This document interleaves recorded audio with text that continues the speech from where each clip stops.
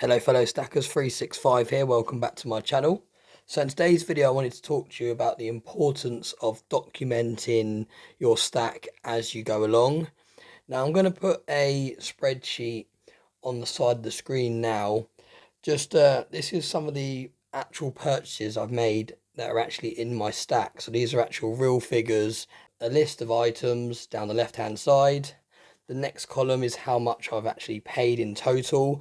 Now this price is very important to make sure you include every single cost that you paid. So if you're in the UK like I am, you have to include the VAT. If you've obviously brought it directly from a mint, you want to include postage, you want to include every single thing. Some people I see keeping track of what they're spending, they're leaving out some of the vital things. They're leaving out the postage and the fees and all the rest of it.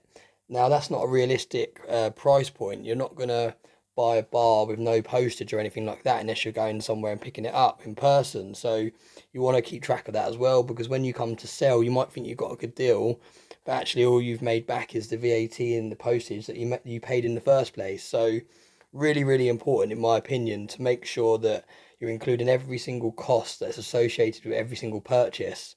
And the reasons I think it's important to keep a list of your stack as you go, there's a number of reasons. So one of the reasons is you can compare prices to certain things.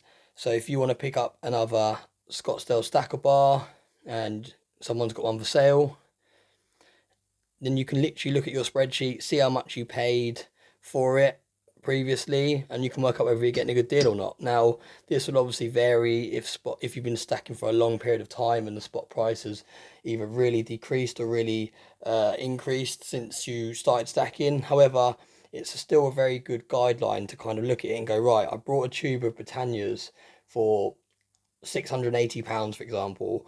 I can get a tube here. It's only a couple of months later. Spot price hasn't changed too much, and I can get one for £650. And you can think, okay, right, I can compare it to that. That's a good deal. And it just kind of gives you a base point to kind of compare your purchases to.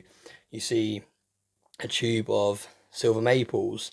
You can look on your spreadsheet, compare what you've previously paid for a tube of silver maples, and then make up your own mind whether you think it's a good deal or not. So that's the first reason why it's really important to keep track of your stack and how much you're paying.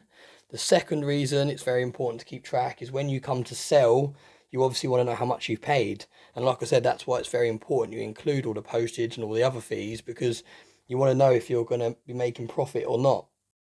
And then that leads on to the final reason why it's so important to keep track of how much you're spending and how many ounces you've got. And that is because you want to keep track of your average per ounce. So you can see at the bottom there, all I've done is I've taken the total amount I've spent, I've divided it by the total amount of ounces, and that's given me £25. So I can see that I've spent on average £25 per ounce.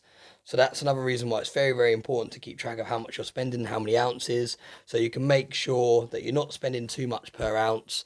And if you do get to a stage where you spent more than you want to spend per ounce, then you can average down by buying those bars, buying those tubes, and then bringing your average back down. So as always, thank you very much for watching. Just a short video there where I think it's very important to keep a documentation, a spreadsheet of what you're stacking, how much you're spending. Some people might not want to keep an Excel document on a computer or on their phone, and that's fine. You can write it down on a bit of pen and paper, do it old school, fold it up, put it in an envelope, keep it with your stack. It's up to you how you want to do it. I just think it's very important to do. Let me know in the comment section if you're an older stacker and you've been stacking for a long time. Do you keep track of all your purchases, or have you kind of got to a stage where you've got so much now that you've kind of lost track of how much you're spending? So like I said, as always, thank you very much for watching my videos, and I hope you have a nice day.